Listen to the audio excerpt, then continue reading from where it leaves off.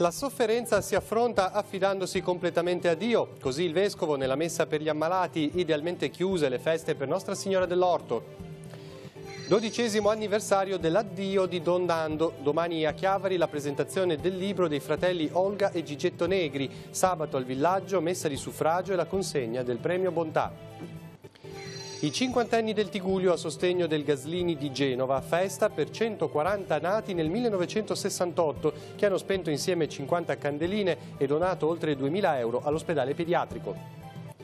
Riparte su Telepace il viaggio della rubrica Estate Giovani, il racconto delle esperienze estive nei campi parrocchiali. Questa sera protagoniste le parrocchie di Rapallo e quella di Rupinaro a Chiavari.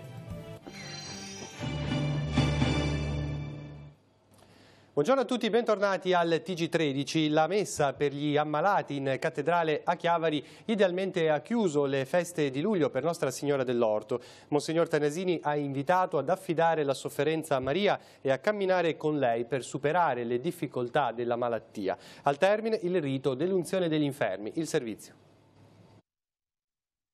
Camminare sulle orme di Gesù ne vale la spesa, dice il Vescovo rivolgendosi agli ammalati venuti in pellegrinaggio in cattedrale. Oggi, spiega dunque, di fronte alla sofferenza tante volte si fugge, o perché si pensa sia un'ingiustizia o perché non si riesce a sopportarla.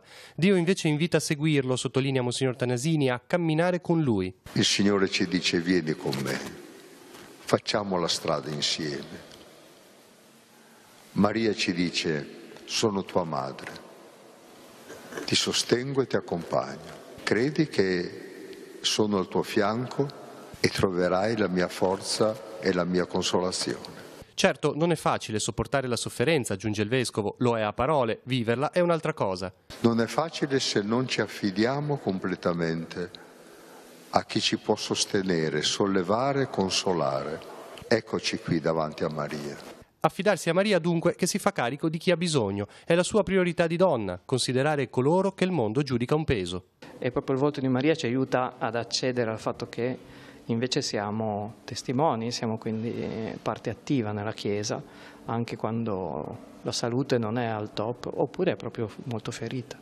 Il Vescovo saluta quindi gli ammalati presenti e tutti i loro accompagnatori, tra questi i volontari della sofferenza e l'Unitalsi. Non solo la sofferenza che si vede, è quella dentro a volte che viene più pesante.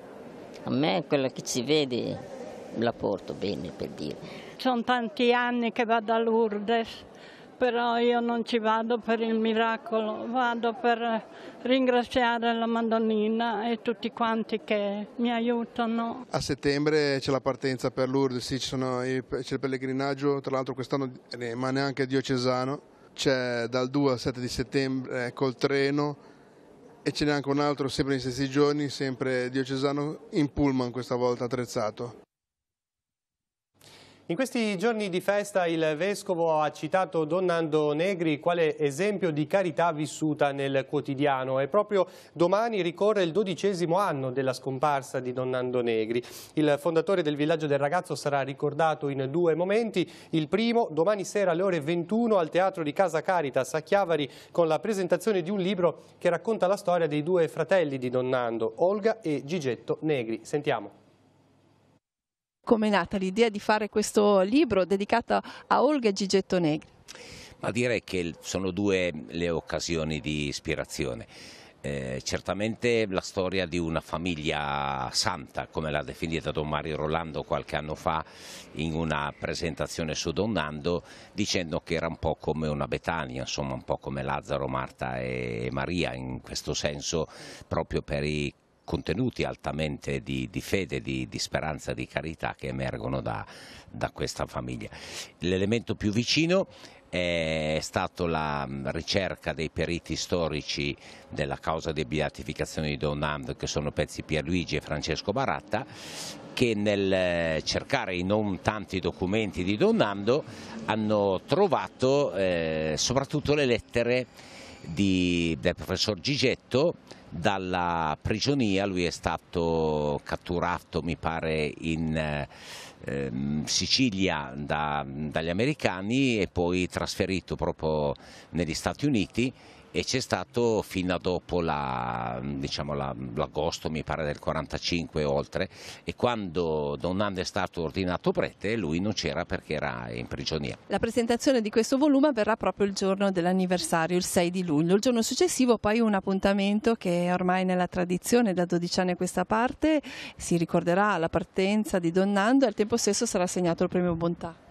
Sì, è proprio un'occasione bella. Sono 12 anni e cominciano ad essere tanti dall'addio a Don Nando. Sabato 7 di luglio alle ore 18 a San Salvatore la messa, la premiazione del premio Bontà intitolato a Don Nando, e poi i nostri ragazzi qualificati, e poi c'è l'infresco e tutte queste cose. È davvero un momento bello di incontro fra tanti amici di Don Nando e del villaggio.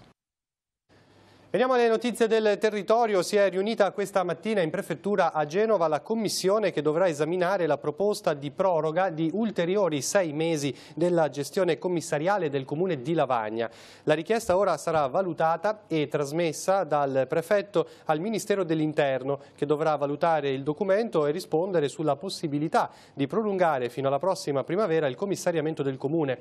Lo ricordiamo, sciolto nel marzo 2017 per infiltrazioni mafiose, allungando così fino al periodo massimo di 24 mesi la gestione straordinaria dell'ente. L'asilo Merello di Zoagli è a un passo dal fallimento. L'assessore regionale Sonia Viale incontrerà il sindaco Franco Rocca martedì a margine del prossimo Consiglio regionale. In una precedente assemblea la Viale aveva annunciato che avrebbe chiesto chiarimenti sulla situazione. E ieri la CISL Tigullio Area Metropolitana ha chiesto in una nota l'impegno di tutti i politici intervenuti nella vicenda, che si sono dichiarati contrari alla chiusura dell'asilo, affinché compiano atti conseguenti e coerenti. Sempre la CISL ha criticato la dichiarazione della Viale nella quale sostiene che la Regione non può aiutare un asilo privato. La struttura, dice la CISL, è in realtà una fondazione a controllo pubblico, perché sia la Presidenza sia il Consiglio d'amministrazione sono nominati dal Sindaco. L'ospedale di Rapallo avrà una day surgery multidisciplinare con il potenziamento delle attività chirurgiche elettive già presenti e in particolare di quelle dedicate all'oculistica e all'ortopedia, mantenendo anche il punto di primo intervento. La conferma arriva proprio dall'assessore alla sanità Sonia Viale ieri in visita al nosocomio rapallese, vedete la foto. Al termine la vicepresidente della Regione ha partecipato all'inaugurazione di uno spazio dedicato al tema L'arte come cura dell'anima, con la collocazione delle opere donate dagli artisti Giordano Montorsi, Jack McAdam Freud, Pietro Lenzini, Luigi Viola. Ora spazio all'economia, come di consueto il giovedì. Oggi parliamo della detrazione delle spese per i carburanti sostenute dai titolari di partita IVA e delle scadenze per la presentazione del modello 730. I dettagli nella scheda della settimana.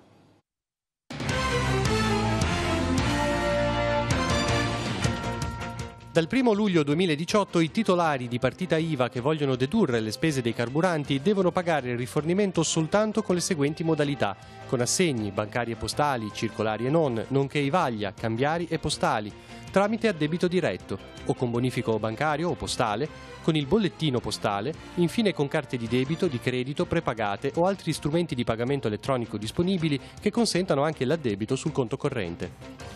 Coloro che usano soltanto le carte di debito, di credito e le prepagate non sono obbligati a compilare la scheda carburante, ma non possono ricorrere ad altre modalità di pagamento.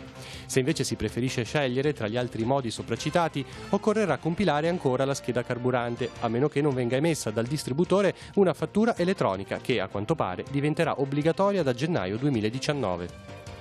Modello 730. L'ultima data di presentazione al proprio sostituto d'imposta è il 9 luglio. Qualora invece venga redatto il 730 precompilato tramite l'applicazione web, oppure venga chiesta la collaborazione di CAF o professionisti, la scadenza per l'invio all'Agenzia delle Entrate è fissata al 23 di luglio. Coloro che usano il modello 730 e non desiderano pagare il secondo acconto delle imposte, fissato per novembre, devono inviare al proprio datore di lavoro un'apposita comunicazione entro il 1 ottobre 2018. Il 25 ottobre scade invece il termine per presentare un modello 730 integrativo per denunciare un maggior credito o un minor debito o un'imposta invariata.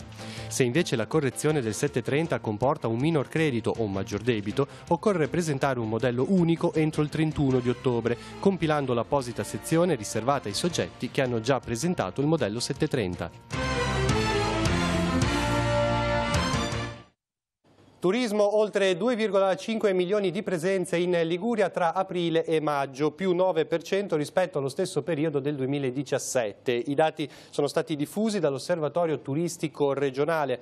Rilevante la crescita del 9,5% degli stranieri, in particolare sulle province di Genova e Imperia. I numeri confermano i nostri investimenti, dice il presidente Toti, che aggiunge: proprio in questi giorni stiamo ammirando in televisione lo spot che per la prima volta dopo tanti anni promuove la Liguria a livello nazionale.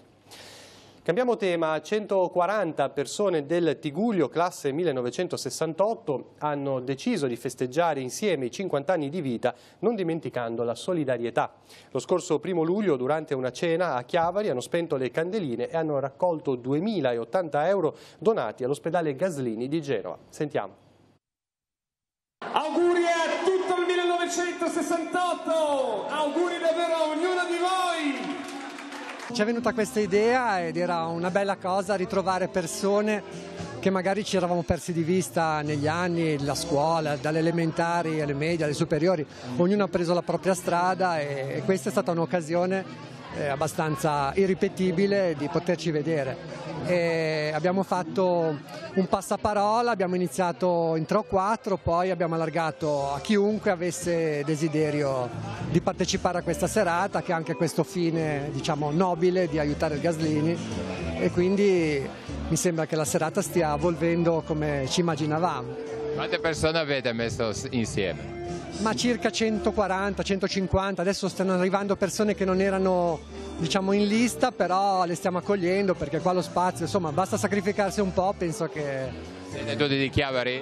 No, Lavagna, Sestri Levante, l'Entroterra, la Fontana Buona, insomma, col passaparola abbiamo raccolto un sacco di adesioni comunque nel Tigullio. Qualcuno di Genova, qualcuno è venuto addirittura da fuori, abbiamo persone da Treviso, mi sembra, da Aosta, che abitavano a Chiavari da ragazzi e sono voluti venire a fare questa rimpatriata. La vita comincia a 50 anni? Assolutamente sì.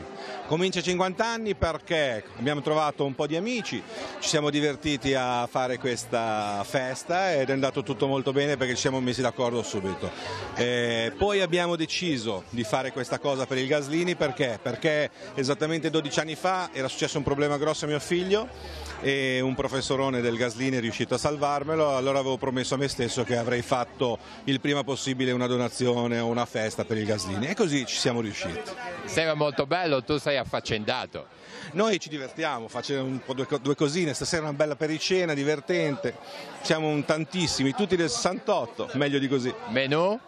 Menù misto, un sacco di stuzzichini stasera per far divertire tutti. E si andrà avanti nelle ore? Assolutamente, dopo ci sarà un po' di scherzi, ci saranno delle sorprese anche fatte dal mitico amico mio, ci saranno un sacco di cosette così divertenti per passare la serata in allegria. Alle selezioni per la 61esima edizione dello Zecchino d'Oro parteciperà anche la Liguria. Per il Tigullio l'appuntamento è per sabato 7 e domenica 8 luglio all'Istituto San Girolamo Emiliani dei Padri Somaschi di Rapallo, dove tutti i bambini che rientrano nella fascia d'età compresa tra 3 e 10 anni potranno eseguire un brano a scelta davanti ai giudici dell'Antoniano. Seguirà una seconda e ultima prova alla fine di agosto a Bologna. La partecipazione è gratuita, per iscriversi basta scaricare e compilare il modulo che si trova sul sito www.selezionizzecchinodoro.it. Ora la rassegna stampa, poi ci ritroviamo con altri servizi e gli aggiornamenti. Prima pagina di Avvenire, gli autocertificati. A scuola ognuno garantirà sui vaccini dei figli. Sul fronte della profilassi arriva la svolta soft. Lorenzin, l'ex ministro, dice un passo pericoloso. Intanto Conti truffa, la Lega si assolve, parla di attacco alla democrazia. Salvini manda i suoi al colle, processo politico. In foto, copyright, l'Unione Europea vuole stringere timori e applausi, oggi il voto a Strasburgo con esito incerto. Boeri, presidente dell'Inps, i migranti sono necessari, Brennero intanto caldo, polemica con Salvini, confini dell'Unione Europea a rischio. Nelle pagine interne della politica italiana, il decreto dignità divide i vice premier, Salvini sia più efficiente e rilancia su sicurezza, Di Maio rispondere no ad annacquamenti. Passiamo al secolo XIX, ancora Di Maio in arrivo sgravi fiscali per il Made in Italy e il turismo, intervista al Ministro del Lavoro, cuneo fiscale selettivo per le imprese, i soldi ci sono, il Presidente dell'Inps Boeri dice intanto l'Italia ha bisogno di immigrati, gli risponde Salvini vive su Marte. Poi in foto Genova chiede a Londra gli arretrati per la bandiera, la croce di San Giorgio a Londra, il sindaco Bucci annuncia che chiederà alla regina gli arretrati degli ultimi 247 anni per l'uso della bandiera concessa da Genova. Passiamo al Levante, chat per dribblare i posti di blocco, in 200 rischiano una denuncia, 2 gruppi di WhatsApp nel mirino dei carabinieri, sono viabilità Fontanabuona e posti di blocco di Levante. Intanto per la cronaca frontale tra 2 auto, donna incastrata, è successo a San Colombano Certenoli. E poi ragazzo sonnambulo si alza in piena notte e cade nel vuoto, ha riportato fratture e contusioni, è successo in una colonia del Chiavarese dove era in vacanza. E poi ospedale Rapallo, l'assessore Viale conferma la day surgery, le foto, Sonia Viale al taglio del nastro del giardino musicale, l'ospedale di Rapallo, a destra una delle opere d'arte inserite nel grande atrio. Nel cittadino di questa settimana, Chiesa Ligure accogliente, messaggio di saluto e di benvenuto dei vescovi liguri agli ospiti e ai turisti. La vacanza è un'ottima occasione per lo spirito. Lourdes, esperienza coinvolgente, iniziativa della pastorale giovanile con Monsignor Anselmi al Santuario Mariano. Come sempre, la proposta di andare a Lourdes è stranamente bella. Migranti sono nostri fratelli, basta indifferenza per i morti in mare. Lunedì 2 luglio, nella chiesa dell'Annunziata, si è tenuta la veglia di preghiera in ricordo dei migranti che perdono la vita per raggiungere la salvezza in terra europea. Istat, 5 milioni di italiani sono sotto la soglia della povertà. Dal 2005, cioè da quando è iniziata la serie storica delle rilevazioni, la quota di poveri assoluti in Italia non era mai stata così alta. Per altre notizie all'interno del giornale visitate il nostro sito www.ilcittadino.ge.it. Grazie.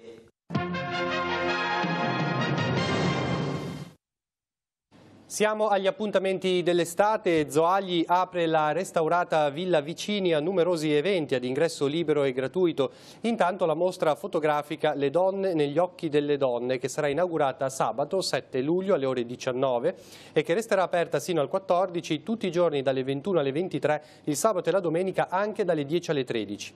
E poi domenica 8 luglio la festa dello yoga con una lezione di Manuela Carosio dalle 11 alle 13. E 3 serate saranno dedicate alla proiezione di film. Si tratta di 3 giovedì, il 19, il 26 e il 2 di agosto. Infine, sabato 28 luglio, l'incontro sul tema Il viaggio perfetto e circolare, promosso dal Centro di Cultura L'Agave di Chiavari. Rimaniamo nell'ambito degli appuntamenti per l'estate, ce ne sono altri che riguardano Chiavari. Ce ne parla Francesca Caporello dalla redazione. A te, Francesca. Grazie Maurizio, innanzitutto buongiorno a tutti i telespettatori.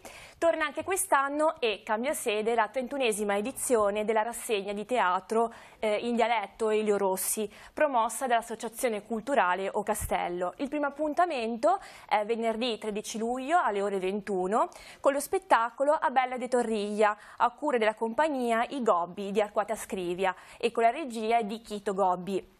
La novità di quest'anno, come ha affermato Mino Sanguinetti, governatore dell'associazione, è la location. Infatti gli spettacoli si terranno all'Auditorium San Francesco di Chiavari, anziché nella tensostruttura di Villa Rocca, non agibile purtroppo per motivi di lavori e di ristrutturazione. Dalla redazione è tutto, ripasso la linea allo studio. Grazie Francesca, noi proseguiamo con la programmazione perché questa sera riparte il viaggio della rubrica Estate Giovani. Su Telepace 1 al canale 15 a partire dalle 21:10 potremo seguire il racconto del campo estivo dei bambini di quarta e quinta elementare delle parrocchie di Rapallo a Montemoggio e l'esperienza dell'estate insieme della parrocchia di Rupinaro di Chiavari. Ne vediamo un'anticipazione.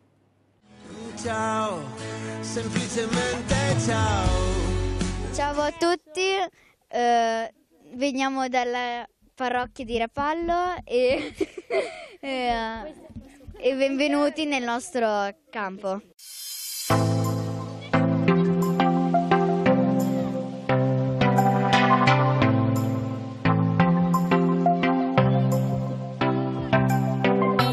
Qual è il tema del campo? Il titolo del campo è C'è più gusto. Stiamo affrontando con i bambini, come dire, la possibilità per la loro vita di riscoprire che questa può avere un gusto nuovo nell'amicizia con Gesù e nell'ascolto del Vangelo. E stiamo proprio partendo dalla loro vita quotidiana, da quello che vivono tutti i giorni in famiglia, a scuola, nelle loro attività sportive, proprio per scoprire che veramente una vita secondo il Vangelo può avere un grande gusto.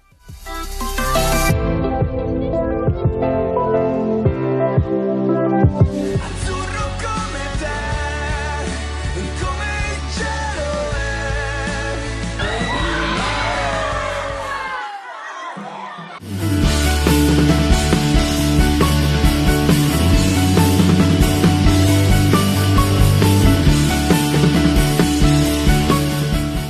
Il tema di quest'anno è l'amicizia. Come è nata l'idea? Il tema è l'amicizia più grande, la scoperta di come l'amicizia abbia livelli diversi, grandezze diverse. Per i bambini il dire proprio che sia più grande e aiutarli a scoprire come questo valore dell'amicizia, della relazione possa avere significati diversi nella loro vita. Oggi i ragazzi sono abituati ad avere gli amici sui social, ma non è quella l'amicizia più grande. L'amicizia più grande è quella di chi fa un'esperienza importante nella sua vita con qualcuno che diventa importante per la sua vita. Allora è la scoperta dell'amicizia tra di loro, delle radici profonde dell'amicizia con Gesù sarà il tema del campo, e di come dall'amicizia con Gesù nascono amicizie più autentiche, più sane, più ricche e capaci anche di far vivere poi insieme delle esperienze belle, divertenti, di servizio, di attenzione dell'uno all'altro.